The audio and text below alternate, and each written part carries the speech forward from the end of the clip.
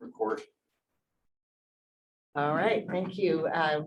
May we have roll call, please, Stephanie? Alden Vandenbrink, Here. Doug Monger, Here. John Ely, Here. Kathleen Curry, here, Kathy Chandler Henry, Here. Mark Catlin, Here. Mark Rober, Here. Martha Whitmore, Here. Mike Richard, Here. Reedy Hazard, here, Scott McGinnis, Here. Ken Winery, Steve Beckley, Here. Taylor Haas, here, Tom Gray. Very much. First on the agenda is a review of the agenda. I know we have one thing. Staff would recommend one change to the agenda. That's item number 7 today this afternoon. Presentation discussion by John Karen. Unfortunately, we're going to have to postpone that discussion until July. So I apologize for that, but we're going to remove that. I would just say to the board that gives a whole extra hour today. But I do want to point out that we're trying out a different restaurant, which we could only get in at 5:15. So it would be ideal if all of the discussion that you need to have, maybe we could get out of here by at least 4:45, 4:30, so that you can get to the restaurant downtown Brava. It's a very good Italian restaurant. Would recommend. So, One time in the evening for Yes. cocktails. right. That's leadership. All right, next up is a consent item, a consent agenda. We have 8 minutes to approve and acceptance of treasurer's report, check record registers and draft financials. I move approval of the consent agenda. Moved by Whitmore, second by Beckley. All those in favor? Aye. Motion's approved. All right, Peter, we're already to use. We're already there. Yeah. How about that? Yeah. Speeding right along. We'll see what we can do about that. Yeah. I would recommend that the board convene into executive session pursuant to CRS section 24-6-402 (4) B and E to discuss the items considered in its agenda tab 3A. We'll give the motion to Munger. Second Hazard. All those in favor? Aye. Thank you. And for the record, before we stop the recording, I'd say that the communications in executive session today will constitute attorney-client communications for which no further recording needs to be made. I'd also ask the board to welcome James Fosnot of Carp New Hamlin, our special counsel. And note also that only certain staff have been invited to, has been our practice to participate in this portion of the executive session regarding the Shard Dam. You're currently still moving. Lori, you see anybody else? An executive. Ready to come out. We'll turn it over to our attorney, Peter Fleming. Thank you, Madam Chair. During the executive session of the meeting, which carried on longer than we had anticipated, so we apologize public for that. The board discussed with council the items listed on agenda tab 3A, provided direction to staff and council on those legal matters and negotiation items. I do believe there were 2 items that were proposed for action during executive session, and if you desire, I would, well, let's actually have, I think, in order of presentation, if Jason could make a recommendation regarding Recommend that the board confirm its intent to complete the appropriation of the conditional homestake exchange rights to create case number 98 CW 270 and direct staff and council to file a joint diligence application with the city of Aurora, Colorado Springs Utilities, and Eagle River Institute to find reasonable diligence for the exchanges to create case number 98 CW 270 and to make absolute any amount of those exchanges exercised during the past diligence period. A motion to accept that guidance. Second moved by Rober, second by Hazard. All those in favor? Aye. Kathy, I'm gonna abstain on that vote. Thank you. An abstention by John Ely from Pitkin County. Thank you. The next item was respect to the proposed in-stream flow water right appropriations by the Colorado Water Conservation Board for Cottonwood, Potter, and Monitor Creeks in Water Division 4. And with respect to that matter, I would make a recommendation that the board delegate the finalization and execution of a stipulation with the Colorado Water Conservation Board to the effect that the proposed in-stream flow appropriations are subject to the specified future water development allowances that were based on studies conducted by the CWCB's third-party consultant, that the stipulation provide that the peak flow riparian based in-stream flow appropriations do not set any precedent for any such future appropriations, and that the CWCB would not oppose future applications for junior water rights that fall within the specified development allowances, or would oppose any future changes of existing senior water rights in the respective stream basins for changes in points of diversion or changes in place of use, provided that there is no change in type of end use. And finally, that the stipulation reference the BLM's justification for not proceeding with a wild and scenic designation for those 3 stream segments as the basis for that in-stream flow appropriation. Motion to that effect. Second. Moved by McGinnis, second by Haas. All those in favor? Aye. Thank you. Thank you, and thank you again to the board. Unless there are any other questions about anything else in the general counsel report, I don't have anything. Next on our agenda is public comment, and we invite any member of the public who would like to address the board on any item not on the agenda. Seeing none, we will close public comment and move to the general manager's report. Well, DK and Don, if you want to step up, we, I think, generally have some good news on the Colorado River Basin hydrology, as well as some, hopefully some interesting analysis on water releases and balances in the system. So, DK, Don, welcome.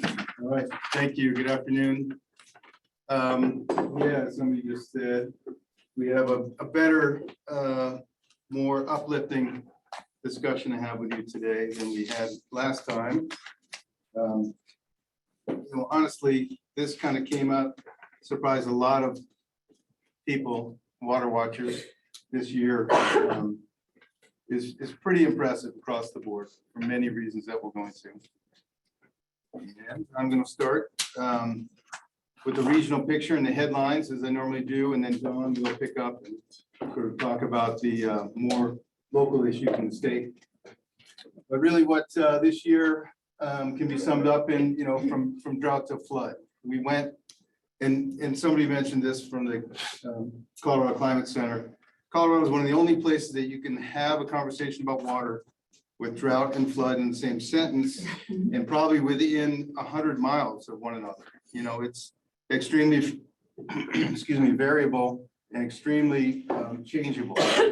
So this year, of course, above average precipitation and below average temperatures. That's really what led to obviously what we saw. But really, on top of that was 31 atmospheric river events that hit the coast and well, originated in the tropics, you know, all the way from sort of the central Pacific in these narrow bands of dense moisture systems, And we all know what's happened in the Sierra in California.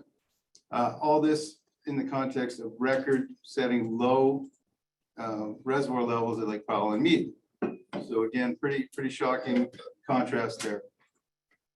As we look forward to this year, scientists are telling us that we're going to have a dramatic warm-up in the ocean, which is going to change from our triple dip La Nina conditions to did I say that right? La Nina to El Nino. So ENSO, the El Nino Southern Oscillation.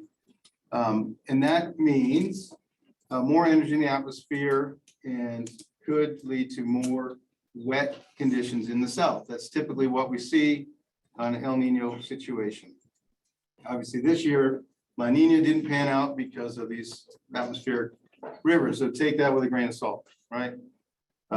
Ocean conditions can have a strong impact, but not always. And so the next line has some uncertainties in it because it was supposed to be filled in today with the release of the 24-month study. It's been delayed again to tomorrow. There will be a public webinar and rollout of the 24-month study tomorrow morning. So we don't really know. The last operational forecast, well, actually that number in yellow is somewhere in the 160 to 170% average of the last 30 years inflow to Lake Powell of native flows. So sorry I didn't get that updated, but that's from March 1st. We don't have the April 1st and the or mid-April and the 24-month study, which is predicated on the April forecast. Okay, so a lot of uncertainty still, but with that, all indications are about a 9.5 million acre foot release from Lake Powell this year. That is up primarily because the forecast is up 3 million acre feet from March 1st. And that is through a series of models. That's not the official forecast, but that's what's under the ensemble method of forecast. So what is 100, would you say 70%? It's about 160 to 170% of average What is that equal? for April to July forecast. That's over 11.3 million acre feet. Really, that's all. I would. That's for not for the whole water year. So we got to make sure we're talking about the right time frames. You add on the rest of the months, you're somewhere north of 15 million acre feet, probably 17 to 18 million acre feet. Again, tomorrow we'll have a much better answer for you. Is that, sorry, is that excluding the upper basin use? Those are what they call unregulated flows, which account for reservoir storage and some depletions. Yep, not all depletion. So so total natural flow of the river, which would be, in my mind, is upper basin consumptive use plus inflows. Is that what that is? It's a hybrid between the two. It's not natural flows. So unregulated flows are what reclamation uses to do their forecasting. It does include all the exports, the trans-basin diversions, which they know about. It doesn't include sort of on-farm depletions, which they really don't know about. They can estimate. It changes every year, as we know. So their planning numbers are much different than the actual numbers, and it's hard to get our hands around. So would it be fair to say that at 4 million acre feet consumptive use in the upper basin plus the 15 would be 15 plus. maybe 19 to 20 total? Probably south of 20, north of 15 is what I'm guessing, right? For the water year, because we don't know what's going to happen in, the months after snow melt. So real quickly, DK, the number you're talking about, the average, is that the adjusted down average on the 30-year cycle? Yes. So it's already down 10%, basically 10% That's right. from what it was back in 1980s. Yeah, that's right. Okay, So thank you. I just wanted to make sure. Move to the Baseline to that. 80s. Yep. So we have a drier baseline, so it looks wetter than what we've seen in the past. So then, as we move forward, and Dawn's going to talk about Wolford Mountain, we're going to be, near the top of operating range. Blue Mesa, we'll talk about that. Will rebound from a record low, but it will not fill. The Amby Reservoir, the second largest reservoir, is projected to spill about 10,000 acre feet. That's the headlines, okay? Now we'll get into some of the details. And so we had this epic parade of storms. That's really what led to this year. And you can see this graphic from Scripps that kind of characterizes these atmospheric rivers I talked about, these bands of moisture. They say that carries more water than the Amazon River, right? And these single events, that's what they talk about, just to give a scale. And you can see one really extreme event in December 27th, and a whole slew of other ones that kept peppering the coast and now is leading to epic flooding in the Central Valley of California. And that led, of course, to epic storms, and these pictures speak for themselves. They're pretty impressive. Can't run a ski area when your lift is buried in snow. And of course, we had houses and supermarkets getting crushed and destroyed by the weight of the snow. And so when we look across the Southwest, the storm tracks, of course, favored the southwestern US, the Sierra Nevada first, the Great Basin right there, pretty much the entire state of Nevada, the Northern Rockies and the Southern Rockies, leaving the Central Mountains kind of, it's split for whatever reason, a lot of the storms. And so we're actually in some areas in the upper headwaters of our dear state below average. In Summit County in particular, we're right around average. Again, so it's not as epic the further east you go. That's the point. And the Southern Rockies, of course, and the San Juans did get a whole bunch of moisture and did set some records there. Arizona, also the Gila and salt system. We're going to see a lot of water. And in fact, that could play into how they operate the units, Lake Powell and Meade. Those tributaries actually reach the Colorado River. That would be the first time since 2005. They could cut back flows from Lake Mead. That's the talk. We'll see what happens. It really depends on what happens in central Arizona and the weather, of course. So again, we're just going to see this same pattern here, but graphically showing where those way above average snows are. It's hard to see the numbers, but some of these are 200 and 300%, especially in the south. And so most of the records are set California, as I say, in the Great Basin and Utah. And you can't really, maybe I can turn on my pointer. Let's see here, our little slice of heaven. This thing's going to work. Just hard to see there, but way over here where it starts to turn from dark blue to light blue, this is the Colorado headwaters at 128. And so it's a really interesting, as I say, variable situation. And of course, a lot of these statistical numbers are elevated because it's a late peak. Normally, we would have already had the onset of snow melt.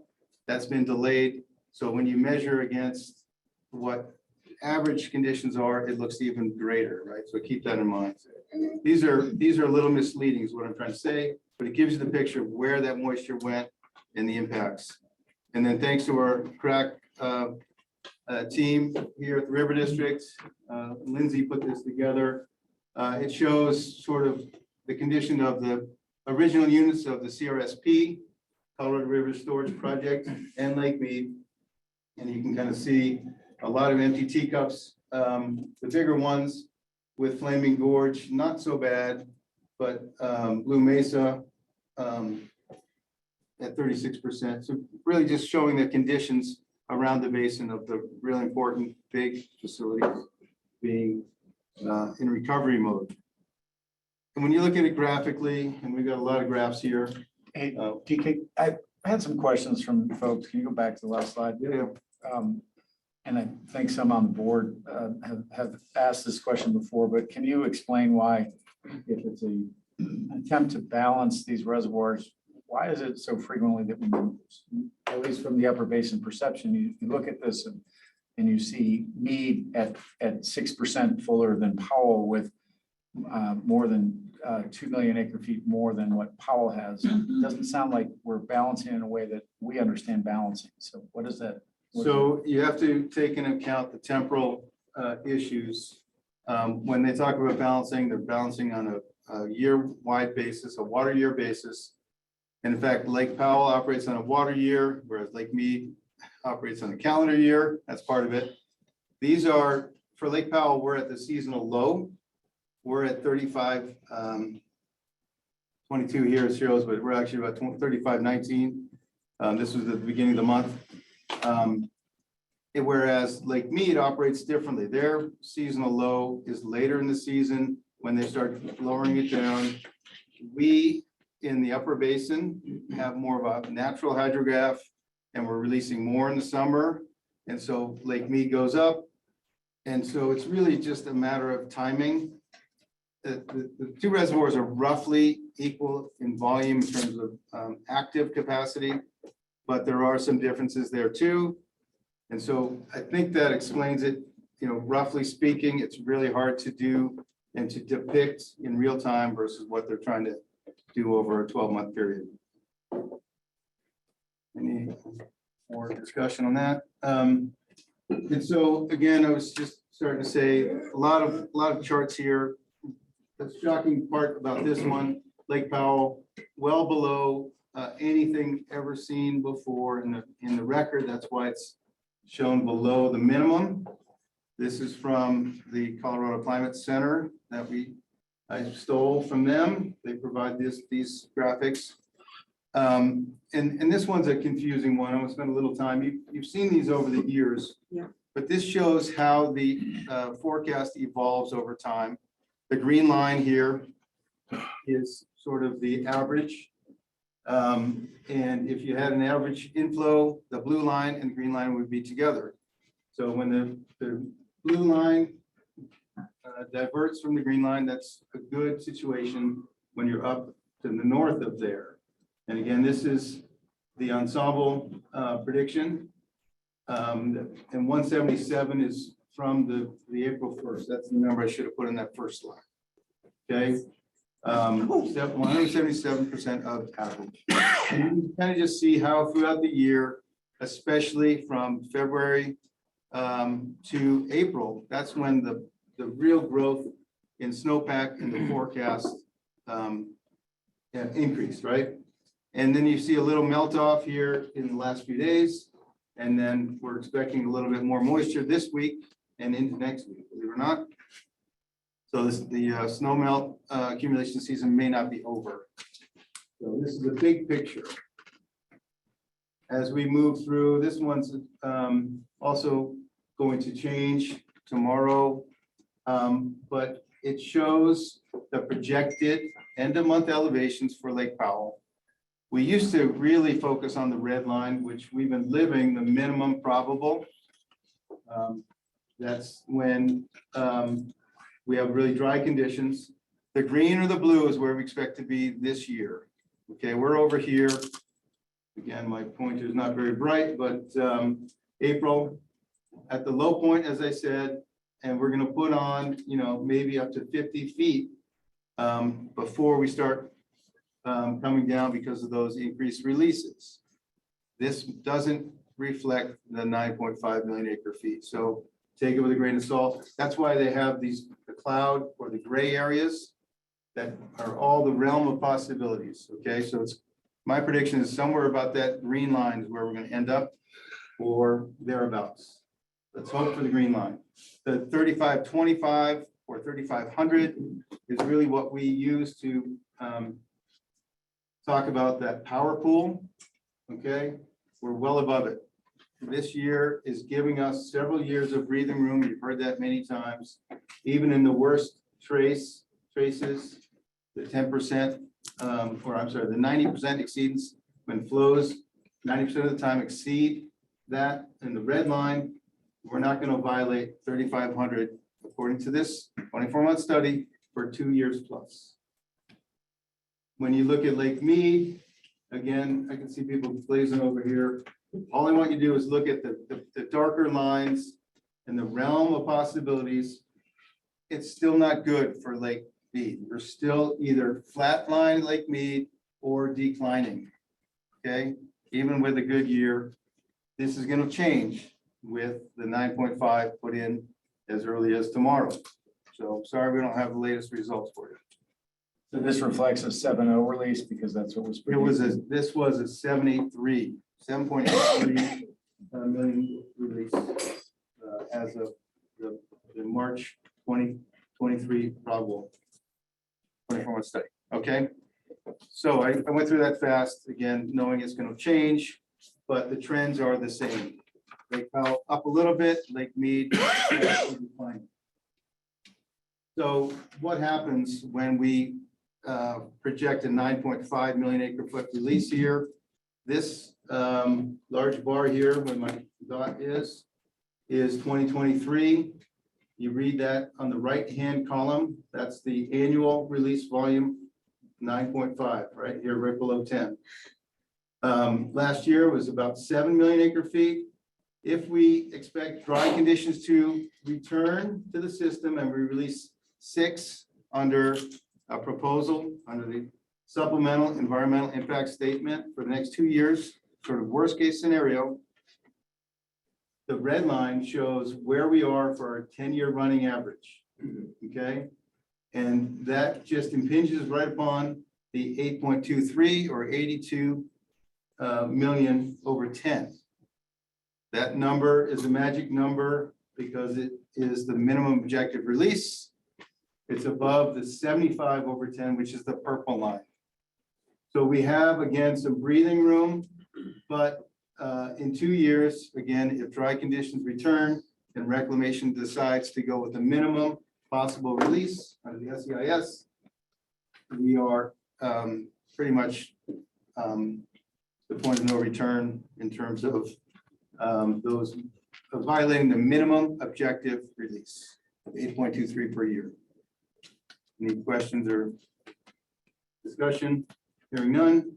Just going to move on and pass it over to Don. So many questions. I know, well, we can have Nothing them now. intelligent. So again, sort of just on a statewide basis, the blue and the green show wetter than normal, and the red, orange, the yellow below normal. And you can see we're in pretty good shape west-wide, western Colorado wide, with the southeast pretty much still in drought. And this is where I hand it over to Don. That's kind of how they, now we're going to talk about snow and the NRCS method. Yeah, so snowpack, right? And y'all probably recall maybe a couple of weeks ago, a month ago, Yampa White was the winner, right, in terms of largest snowpack in many of the basins in the state. Things have kind of rotated around.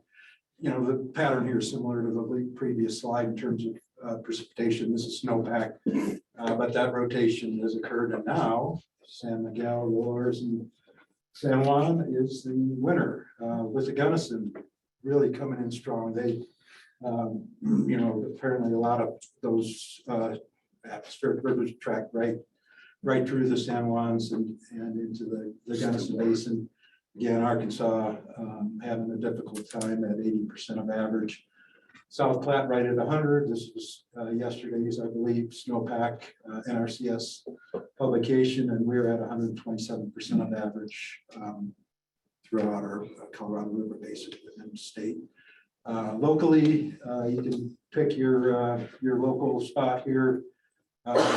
These are yesterday's runoff forecasts. These are the ESPs, the daily forecasts that this River Basin Forecast Center provides. Granby at 101%. Again, Granby's expected to spill. I do have those numbers reversed here. Granby is expected to spill 10,000 acre feet. Willow Creek at 146% of average inflow forecast will spill under the most probable scenario, 37,000 acre feet. So those are our flip-flops there. So Granby spilling 10,000 acre feet, and Willow Creek around 37,000. We'd like to see it flip-flop. Actually, maybe this was wishful thinking, a little higher in the basin, but anyway, Wolford at 114% of average, inflow, and 59,000 acre feet is that number. We have 27,000 acre feet to fill, so we're in pretty good shape. At Wolford Green Mountain, again, those eastern, southeastern, upper Colorado River Basin subbasins really didn't do that well this year.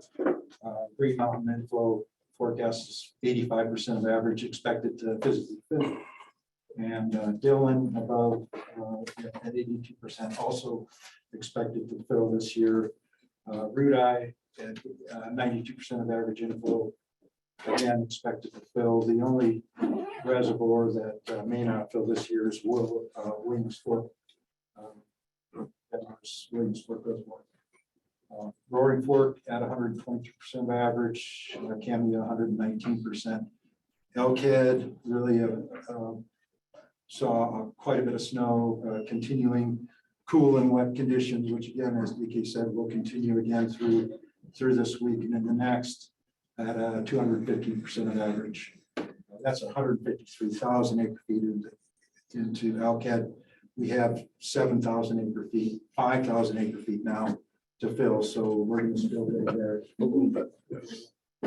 Anticipating 2,000 CFS come in maybe several times through the next month. Yampa doing again very well. The white surprisingly better than the Yampa at this point. Again, these are runoff volume forecasts. Taylor Park at 120% of average. Denison 171% inflow. Dolores, wow, I'm not sure exactly about that anomaly and the reason, but 237% of average expected. Lake Powell at 177, as we mentioned. Enterprise Ops, we're 21 feet down at Wolford, 27,000 acre feet down, and then at Elkhead 7 feet. We're really nearly full. We've had some inflows that exceeded our outflows, and we're at maximum capacity outflow there at Elkhead. Next. Bob, just a couple questions. Do you have any concerns that Elkhead spillway can handle what's coming? Well, in 2011, this was a very similar year. I expect in 2011 we had, I think, 4 instances of 2,000 CFS in May. So we anticipate similar conditions. Of course, in 2011 we didn't have fish. That's what I was gonna say. We'll see how that goes. Our concern has been that we need to keep space in the reservoir. We'll talk about this later, but avoid ice moving into the fish net during the spill. So we tried to operate to avoid that.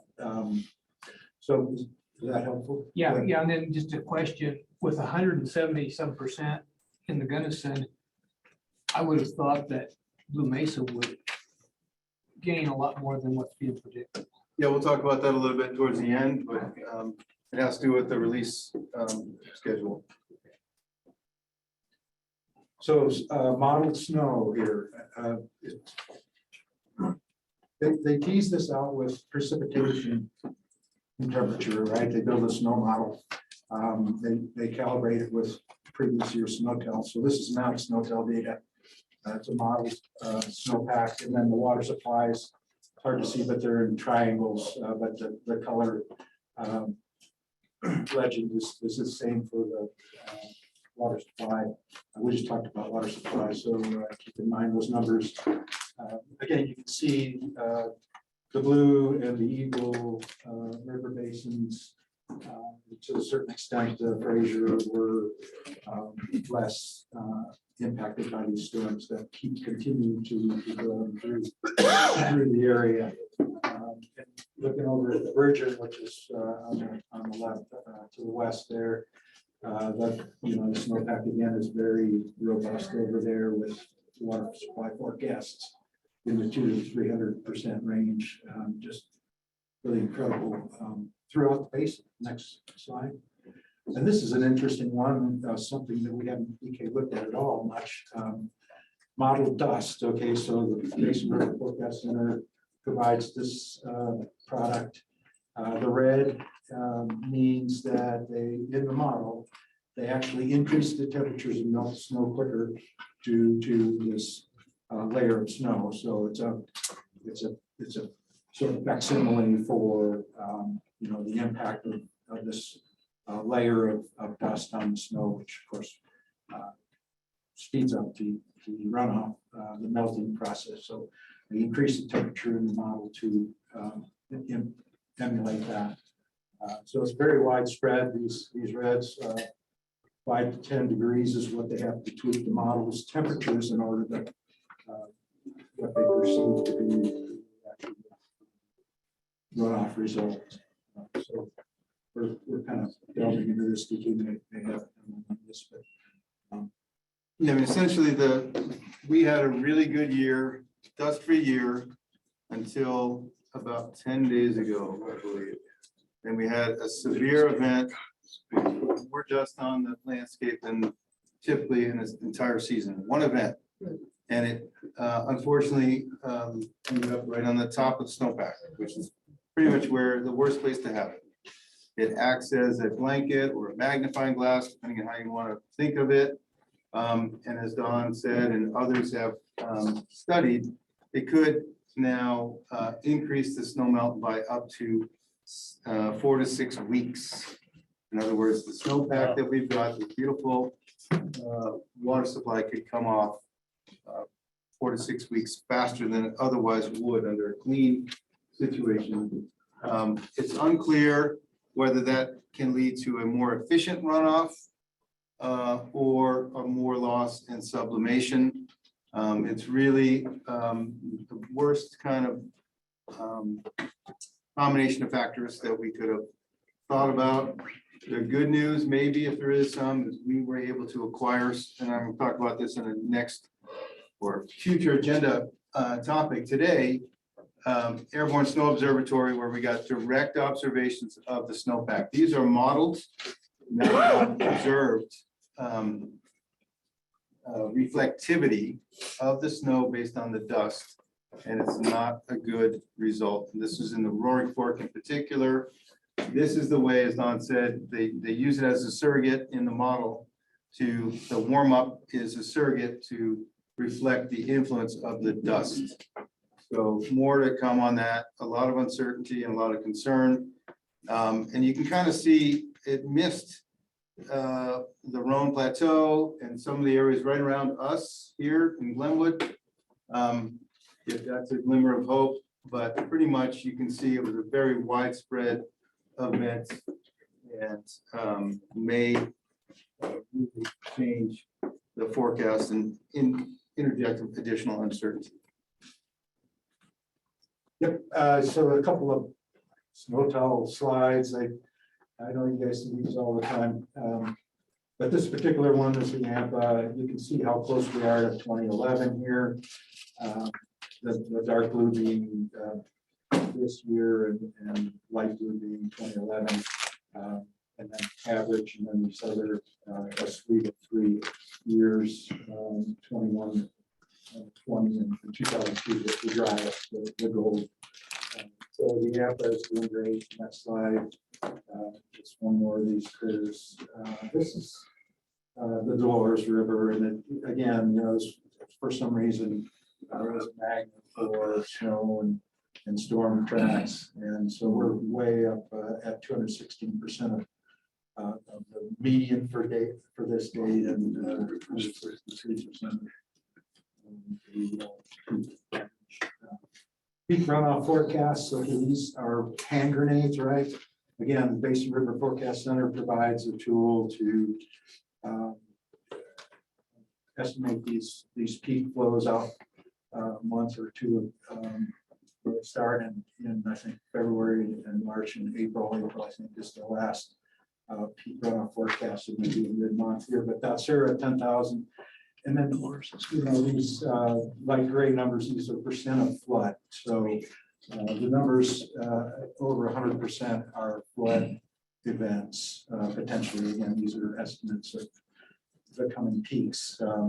So that's our 10,000 CFS, 59% of flood. Eagle 3,600, well below flood stage. Roaring Fork at 7,000, Cameo 20,000. Now, Cameo, of course, the peak forecast will either trigger or, you know, if the peak flows within the window, will trigger cross operations, right? So many of our major reservoirs will, maybe not this year, but typically in a wet year, they do participate in cross. It doesn't sound like it sounds like Root Eye may participate, Green Mountain likely not. Wolford will try to do something. Who knows, maybe Granby will get in, Willow Creek will get in on the action, depending on the timing of their spill. So cross, for those that are not familiar, is coordinated reservoir operations. They coordinate the releases to actually augment the peak and try to release water, change timing, so everybody's stacking on top to make a larger peak. Than Trying to enhance the in the Grand Valley that are for the species. So again, you know, the YAMP is doing really well. Milner is actually going to reach flood stage in this estimation. It's at 6,500 CFS. Maybell at 17.5, not quite flood stage. Deer Lodge 20,000 CFS. I mean, who cares really? It's Deer Lodge, but 121% of we're on the road here. Meeker at 4,000, well below flood stage. Almont on the Taylor, 112%, so that's another pinch point. The Gunnison, highly regulated, so you wouldn't anticipate maybe that it would reach a peak stage, just like the Colorado. Dolores at 37,000 CFS, well below, and then Bluff, they're on the San Juan at 11,000 CFS. Yeah, remember that number 14,350 on the Gunnison. We'll come back to that. That's at Grand Junction. And busy plots, but this is the Deer Lodge part. Peak forecast plot, and you can see 1984 in purple, and it looks like the 10% exceeds in the forecast is right at that peak flow. So we're looking at a pretty epic year up in Minneapolis. Next slide. And then Cameo forecast. And again, this really drives these coordinated reservoir ops. And well below, unless you look at the 30, 20, 10% of cities, we're going to be well below the flood stage there. Again, the peak forecast 50%. Most probably is 20,000 there. Wolford, no, we'll talk about enterprise ops. In this case, water supply evolving right through time. Have been above average, up and then down, and then back up to 125%, I think, and then we're down at 113% of average today in the ESP forecast. So, you know, this bodes well for filling Wolford. Next slide. Here's the ops graph. You guys are familiar with these graphs. I hope the flows on the left in blue and green. Green trace being the discharge and the blue inflow, and then the brown are red as elevation on the right. So we can see last year, the open brown circles, we were 30 feet down from full pool, and then we filled to about 7 feet down from full. That's best we could do last year. This year, we're starting at about 21 feet down. And again, plenty of water to fill if that's what we decide to do. Next slide. Elkin now, you know, just the evolving forecast. Oh my goodness, what a prolific year. You can see the light colored green dotted line up there, which is 7. 2011. Yes, 2011 max, 168,000 acre feet came in to Elkhead in 2011. This year, on this day, we're anticipating 153,000 acre feet. So again, 215% of average. That's a 30-year average inflow into Elkhead. So we got more than we would like. I think maybe, of course, Paul's going to like that water too. Next slide. Again, LCAT ops. And, we began to release a little bit of water in the beginning of March. And, coincidentally, the city of Craig was interested in vacating a little of their storage and filling it with California park water. So that drawdown, small drawdown facilitated that accounting and provided them, city of Craig with, and is providing them with the municipal use that they require. They don't have any original water right. And so, again, we bumped up to our maximum just a week ago, about 550 CFS release. Anticipating this inflow would spike, and it came up to almost 1,000 CFS, back down to 400, and now it's on the way back up. Anticipate that, again, with cool, wet conditions that will continue to bounce around in this range, and then eventually we're going to get into the 2,000 CFS type events. So big spill, nothing we can do about it. We just keep our fingers crossed that the fish never will handle it. Next. And this is the forecast that the Basin River Forecast Center provides for inflow on the left. So we anticipate a spike again up to around 1,100 CFS, and then back down with the cooling temps, and then up, and then the resultant storage on the right. So this is a tool that Salt Lake City provides for us to, so we don't have to do this calculation on spreadsheets. And it looks like we're going to spill, according to this forecast, or nearly spill at the end of the 10-day. Next slide. So back to Blue Mesa and the Gunnison. Again, coming back from record low situation, you can start to see some positive inflection or storage finally. But again, it's been rough sledding over there, as we know. And there's about I think 36,000 acre-foot debt sort of owed back to the reservoir that was related to the drought response operations agreement. There's discussions about how to refill that, but no agreements yet. And this year's operations are pretty interesting. This is a projection, of course. We are somewhere over here in April. So still the seasonal low, we're just starting to see that little positive inflection. Because the way the flow recommendations work for the critical reach, which is right around Grand Junction, Whitewater, we're in the moderately wet category. And that means that they are going to have to release a lot of water. And that is going to actually frustrate the ability to recover storage. And you can kind of see this dip here. That is the projected release for to meet the flow recommendations. And because the more water that comes in, the more has to go out in theory to meet the needs of the fish.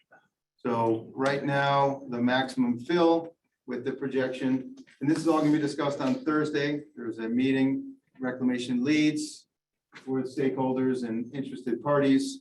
That working group meets this Thursday in Grand Junction at 1 p.m. And more information is forthcoming. But because of all these situations starting at a low initial condition and having to release quite a bit of water, it's not going to fill. And then looking forward, I guess the outlook is not terrible in the near term, a little bit warmer than normal and equal chances. Again, we're expecting, I think, about 3/4 of an inch of precip in the headwaters of Colorado, according to the Climate Prediction Center. And hopefully that covers up the dust we talked about. As we keep going out into the future, that kind of situation, we're above average temperatures and maybe above or normal precip continues. And I think that's kind of where we're at. So we can discuss more or less depending on your interest level and time. Questions for DK or Don? We bust the pitch clock. or- No, I think it's always good to hear some good news about the river, so appreciate it. Knowing, John, what you were doing last year to try to fill LCAT, this must feel a little different this time around. Not less stressful, maybe, but different. Night day. Director Catlin? DK on Blue Mesa at 615,000, that's what, 2/3 full?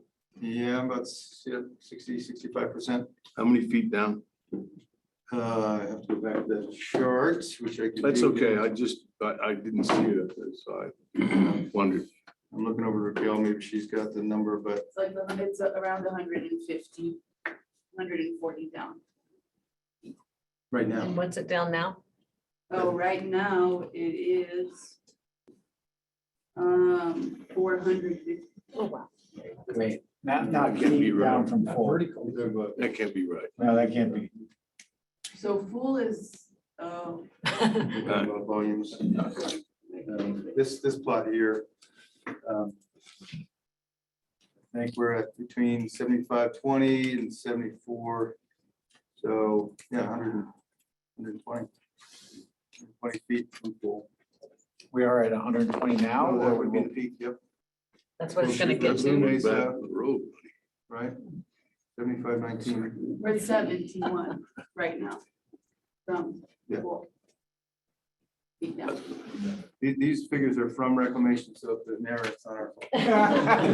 It seems a little bit. Before there was a user error, but. right now, it's 71. So what's that mean, for recreation? Okay, Kept 20. putting up in a- 20 feet down from full. That's pretty good. Oh, that'd be Where a. we've been. Oh, yeah. Gas Director Haas and then, just a, yeah, thank you. Just a quick question. What's the flow release expected on the Gunnison? Yeah, so that 14,350 that I was mentioning, that's the target flow for Whitewater above Grand Junction for 10 days. And then which is actually not the biggest draw in the reservoir. It's the shoulder flows of 8,070 for 40 days. Do we know when that's happening? Like, if More than likely, it's gonna be right around Memorial Day, but they try to time it with the peak of the North Fork. And so the peak of the North Fork is basically unregulated, so it's all about the weather. But typically, it occurs around Memorial Day. This year, it could be a little bit later. And again, that's gonna be discussed on Thursday, so. Director Curry. Thank you. DK, you mentioned the North Fork and trying to plan the timing. Do we also do that with the Uncompahgre, given the heavy snowpack? Yeah, that's a good point. Not only should they do that, they haven't in the past because typically the Uncompahgre does not peak. But this year, Rubidoux Creek, and the ones that you talked about earlier, which Potter, Monitor, Cottonwood are gonna set records. And so that portion, coming off the Uncompahgre Plateau, should be considered, and I think that's a really good point. Most of these have very little gauging. There's only one snowtail up there. And so this can be challenging. And then the other one that they look at now is Silverjack in the Cimarron system, which. So the endangered fish in that 3 Mile Reach are gonna end up down in Utah. But at least they'll have some nice overbank flows and Cool cottonwood. water. Help those unique, globally unique. Actually, it would be nice to count for those other. Yeah, it's just very tough to do, and we've argued for that. The good news about Silverjack is now they have remote control up there where they can actually change their operations to actually augment the peak as well. But that's one of the few exceptions. Anything else? All right, thank you very much. Only good news from now on. Keep it coming. Much better report. Better than last time, right? Yeah, exactly. Andy and I just took a quick look at the agenda, and we are proposing that we move 6B, which is the Colorado River Interstate and federal update, as well as the community funding partnership applications until tomorrow after director updates and concerns. Is that agreeable? That'll give us time and a fresh brain to jump back into the interstate issues. Yeah, I want to give you enough time to really discuss that tomorrow. And I don't- Yep. And that gives you a good deadline for dinner. That's right. And I also don't want to be responsible for holding you up. for dinner. So we do have, however, C through G. Before I get there, I just wanted to take an opportunity, Rebecca, if you could stand up. Rebecca Breezemore is our water rights engineer and program manager. Rebecca comes to us from by way of Western State, most recently getting her master's, but prior to that with the Army Corps of Engineers. Excellent addition to our team. I'm hoping, Rebecca, are you going to be at dinner tonight? Good. Would really encourage people to get to know her. She's great. We really are appreciative of her joining us. So.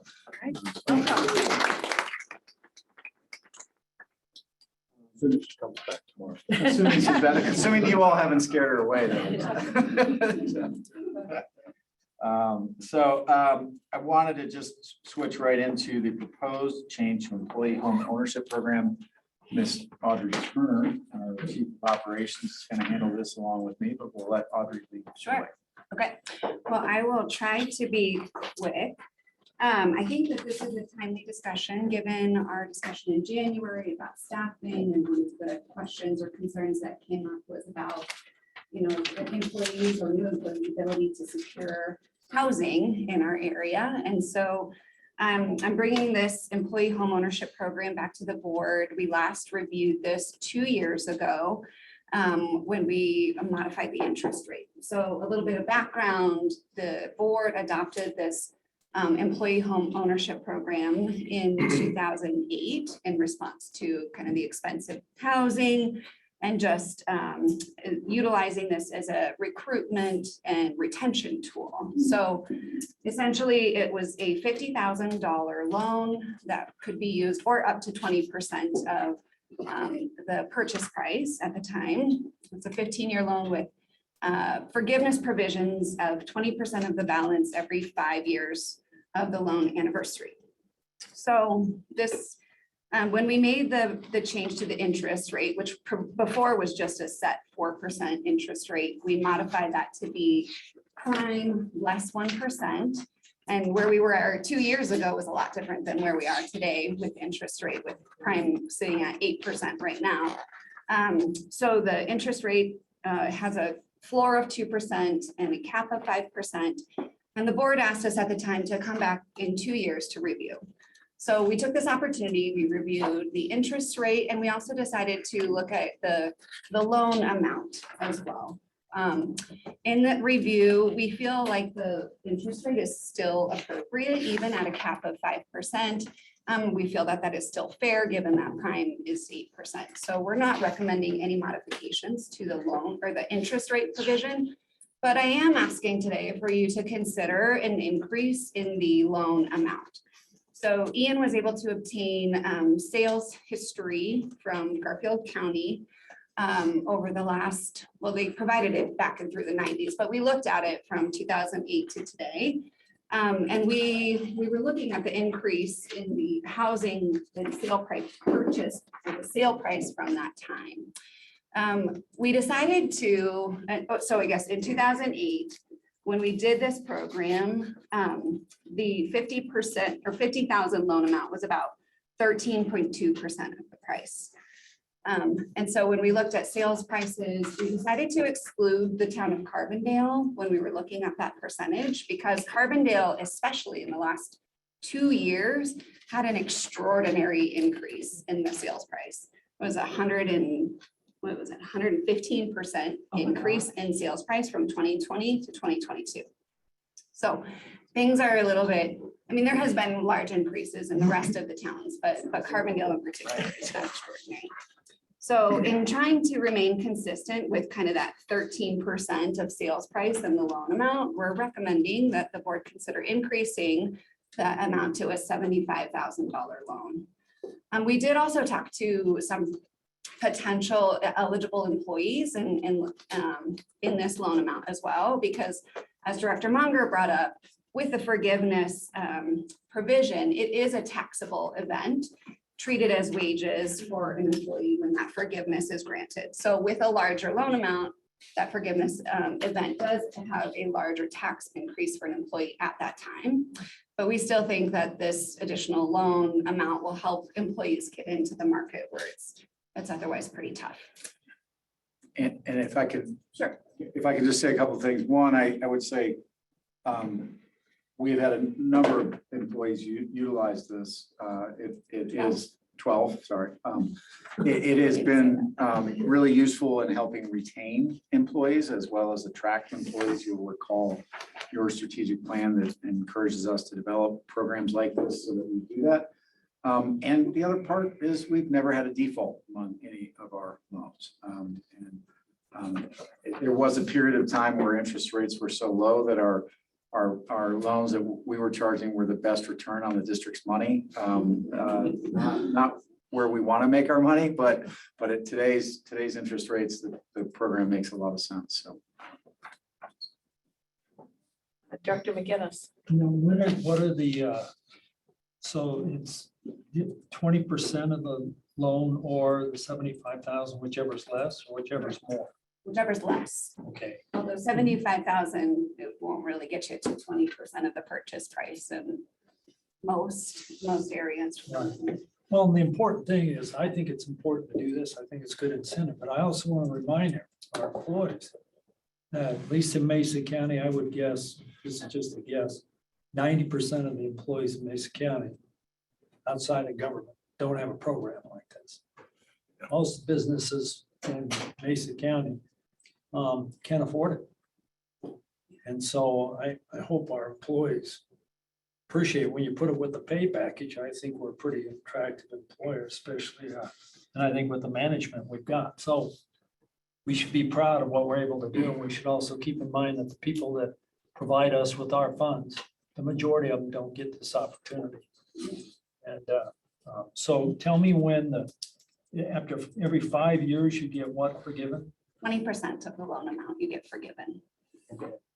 And is there a principal interest, or can somebody just pay interest for 5 years and then they get 20% of the principal? There is a loan repayment every month, and that is, the loan amount is amortized over a 35-year period to come up with that monthly amount. So it is a lower monthly payment. And the way that it was, we worked with our administrator to create this so that theoretically, if an employee stays for the full 15 years and they have been making monthly payments and they have achieved those 20% forgiveness, that at the end of the loan term, they don't have a balloon payment. And so that's how that monthly payment amount was calculated. Does that make sense? Yeah, and then knowing where the amortization. So that's not an average loan. Most loans are amortized over 15, 20, or 30. Yeah. I haven't heard of a 35 year. That's outside of family, but anyway, Yeah. another benefit. Yes, it I is. just want everyone to realize this is a great deal. And I think it's important because we have a good team of employees, but we're getting into that upper status, and it's important. Yeah, and one thing that I did mention, but it is in the memo, we also, so we researched sales history, but we also looked at other entities that offer these similar programs in Eagle, Pitkin, and Garfield County. And there's also some others like county payment assistant loan programs that are not an EHOP. But the loan amount ranged from 30,000 to 245,000 was the maximum loan amount that is available to some employees under EHOP programs. So I think it's a recognition, especially in this valley, of really high housing prices. And so historically, wages haven't necessarily matched what the housing price is. So employers are always trying to, as best as they can, come up with programs to sort of help get employees into housing. Director Munger. Yeah, I guess Director McGinnis, I support the program too. And man, I feel it's a lot better than building housing for them. And that's what, correctly, probably, and then our schools are doing that too, man. So I think this is a great benefit and I appreciate it. And thank you guys for the answer to the question. So yeah, I wanted to make sure it was tactical intent at the forgiveness time. So, yeah. Director Whitmore. I would move staff recommendation. Second. Moved by Whitmore, second by Ely. All those in favor? Aye. Thank you for looking at this. Thank you, Audrey, very much. If we can turn to the EAMP roundtable appointment, now that you've met Rebecca, we would like to appoint Rebecca to, as the River District's representative to the EAMP roundtable. If you'll recall, we had, for a long time, had Hunter Causey in that role. Hunter relinquished the role to Mike Itel just about a year ago. And with Mike's departure from the district, we thought that Rebecca was the best fit. She is already, and we'll be spending more time in the Yampa White Green Basin and really is hoping to get to know everybody up there. And so we would suggest that you make a motion to ratify that appointment. So moved. Second. Moved by Gray, second by Munger. All those in favor? Aye. All right, and then just a quick reminder in your board, or maybe an update. I don't know if it's a reminder. We may have mentioned in, I think we did in July or January, excuse me. We are looking at putting together a tour for the Central Arizona Project Board and staff. Raquel, is it still looking like the third week? Third week in June. The schedule is still up in the air, but we are targeting a dinner here in Glenwood that we would, when we figure out exact schedule, we'd love to invite all of you or any of you who are interested. Central Arizona Project Board has a 15-member board, very similar to you. They are not similar to you in that they have to each run for election. And one of their members represents the most populous county in America, Maricopa County. So it's a very different scene down there, but they oversee the operations of the Central Arizona Project. We've often hosted folks from the lower basin, but it was a dinner that I had with their now general manager, and where I was discussing legal and physical availability of water. And then she's a former Bureau of Reclamation commissioner and looked at me and said, I don't really understand that, And I said, well, come on up, let's show you. So this June may be a little hard to show on availability of water. But I think we can get the point across. We've got some great help from Division 4 engineer and others getting lined up. We're really excited to show how things work here in the Upper Basin. And show our ag, a variety of our ag, our cities, what we're doing to conserve water, what we're doing to put water to profitable, beneficial use. And I think it's an opportunity, a needed one, to bridge some gaps that, we sometimes focus more on those gaps. So Raquel, what am I missing here? More to come. We have a follow-up meeting with them next week that will know better the draft itinerary, but it should be a 3-day thing, and it's actually the last week in June. But more when we have the more details on when the dinner will happen and how you can be involved, we'll keep you posted. Great. Next item on the agenda, approval of the contract with the Airborne Snow Observatories and Colorado Water Conservation Board. Dave? I was hoping to share these really cool slides. I'm having some technical issues here. Let's see if it's going to come up on me. Yeah. How's that? You have a memo in your packet. And it's asking you for delegated authority to general manager to enter into a contract with basically CWCB to accept $242,000 for to support the Airborne Snow Observatory, which I mentioned previously. The Airborne Snow Observatory, I'm going to keep trying to get this to work. I'm not sure what's happening, but is a new emerging technology, which is a aircraft mounted set of instruments that flies at between 20 and 25,000 feet above the ground surface. and surveys the snowpack. Not only the snowpack, but also the dust, and we talked about the dust, right? And its impact. So the beauty there is we can, for the first time, using the Airborne Snow Observatory, directly observe and measure snowpack. Up to now, it's all been a modeled effort, right? So now we'll know exactly how much water is up there.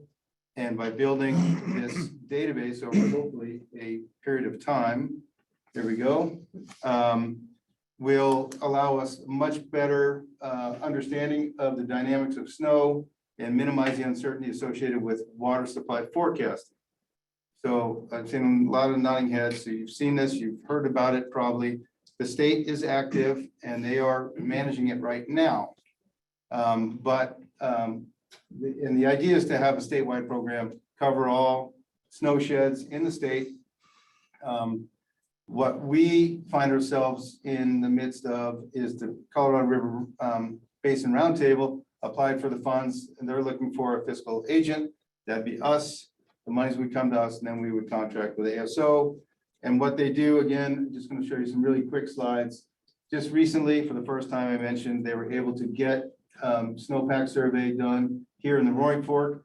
This is one of their products, and it really shows the snow water equivalent SWE in inches and its distribution throughout the basin. So this is pretty revolutionary, and you can tell I'm kind of passionate about it. It's not cheap, but it really does minimize the error associated with our forecasts and our understanding, and we can track over time how these issues change with time. And right, come on now, what just happened? Sorry. Just a few more really cool slides I just want to show if I can. I know we're running out of time, but it's super cool. So it's worth it for sure. This is gonna work. Will we be able to contract with China for a better price at a later time? No, With I'm one not of the sure. balloons?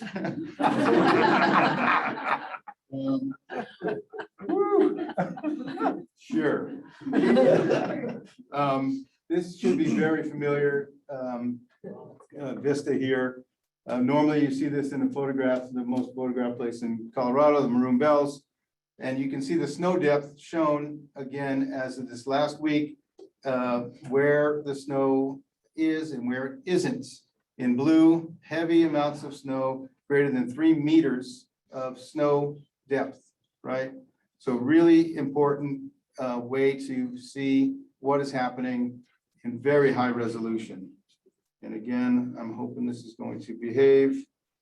Because there's, this one, I want to show you this slide. This is Highlands Bowl, where a lot of skiers go.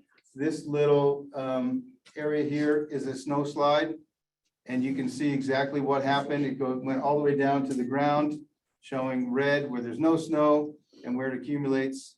And so highly resolved data that can really help us understand where the snow is and where it isn't, and also what it looks like based on the impacts of dust, where you have an image on the left of the true color photo and the right, the albedo, which is a fancy way of saying reflectivity. And where it's dark in the reflectivity, it absorbs the solar radiation. And where it's not, where it's bright, it reflects it. We want it to be bright. This is what we talked about earlier that could accelerate our snowpack. And the idea is that they will go out and fly this again halfway through the snowmelt season and really try to correlate what we've seen and observed in the river versus what snow is left. So as I said, super cool, super important work and very expensive. So we're asking for your support there, knowing that this is happening throughout the basin, throughout the upper east and Taylor. The Yampa is next, try to get snow-free information. The White similarly. And so it's an ongoing fundraising issue. My memo also highlights that we have $75,000 of community funding partnership money in this already. We're covered for this year. The monies would go to the next 2 years. excuse me, I'm getting dry here, next 2 years.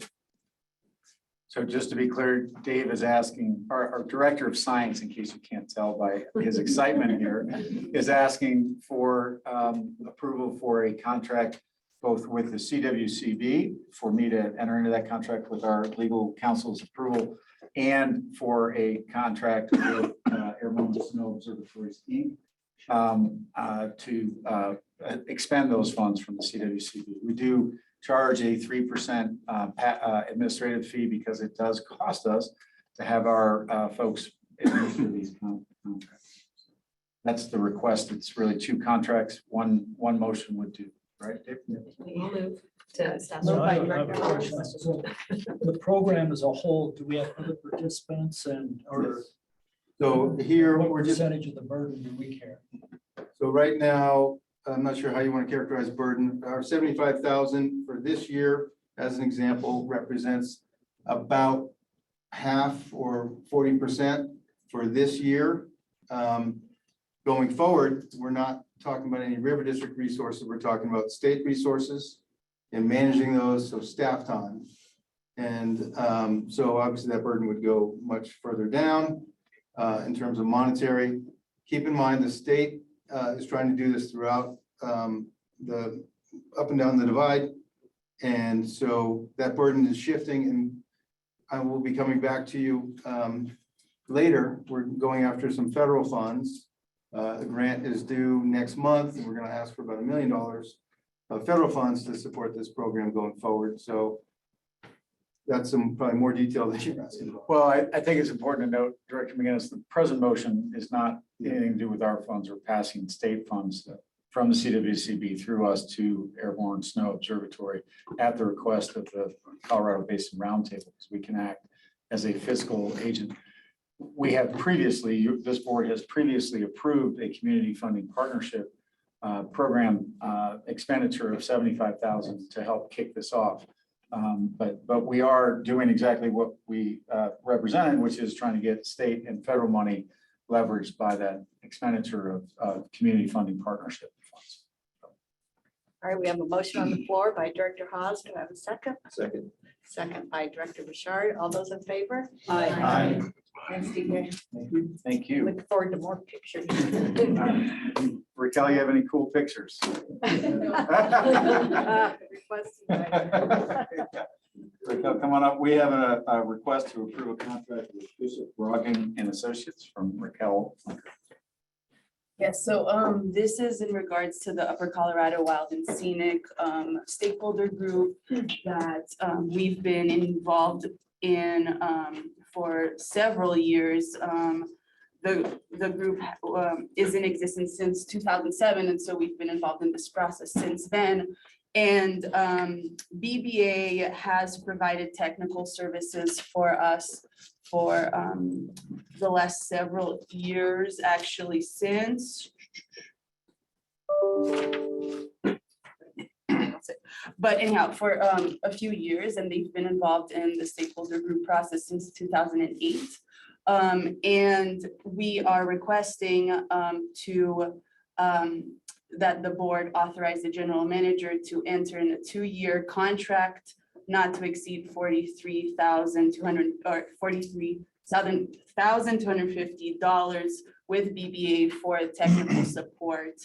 And that includes participation in these committees, technical representation.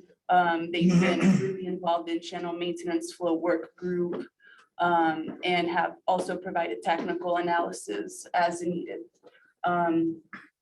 Questions? Great, Raquel, that 2-year contract is subject then to annual appropriations, correct? Correct, correct. And that's in the language of the recommendation.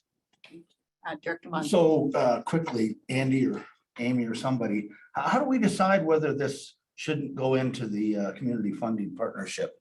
And so, I mean, there has to be some reasoning why you did that. So I'm just curious. Sure. There is a lot of our work that are really regular operations in the district. We were a partner, we remain a partner in the Wild and Scenic Okay. Oversight Group, and most of our CFP are third-party programs that we're not necessarily part of. Some of them we're proponents of, and we think it's a way to further our mission. But I think with respect to our standard operations and ongoing operations, we have our general fund that funds these things. And we thought this was very appropriate. I don't know, Peter, is this one in particularly out of the legal budget or is it it's out of our engineering? Believe it's been out of the engineering budget. We do have a weird category, as you might remember, called legal engineering. I'm still trying to figure out what that is. Sounds fishy. Our engineers say that Peter and Jason like to play engineer frequently, but I don't know what they do with that. Well, I appreciate the optic because, when we passed 7A, we didn't think we were going to be funding everything out of 7A. We're going to continue our operation. So I just thought it was fair to ask the question. Good question. So thank you. And it I would has- move staff recommendation. Second. Moved by Munger, second by Whitmore. All those in favor? Aye. We are recessed until tomorrow morning at 8:30 with dinner at La Brava. Yep, it's at Brava, and I just want to say the address is 804 Grand Avenue. It is on on your agenda. It is downstairs, so between 8th and 9th if you're heading across the bridge, it's on the right side of the street. It is a downstairs unit at 804. And do we need to be there 5:15? 5:15 would be nice. Vinny, who runs the place, was pretty concerned that we were going to take up a lot of room in his. Which we will. Yeah, but But we're gonna order food. we're gonna order food. I told him most of you drank a lot. So,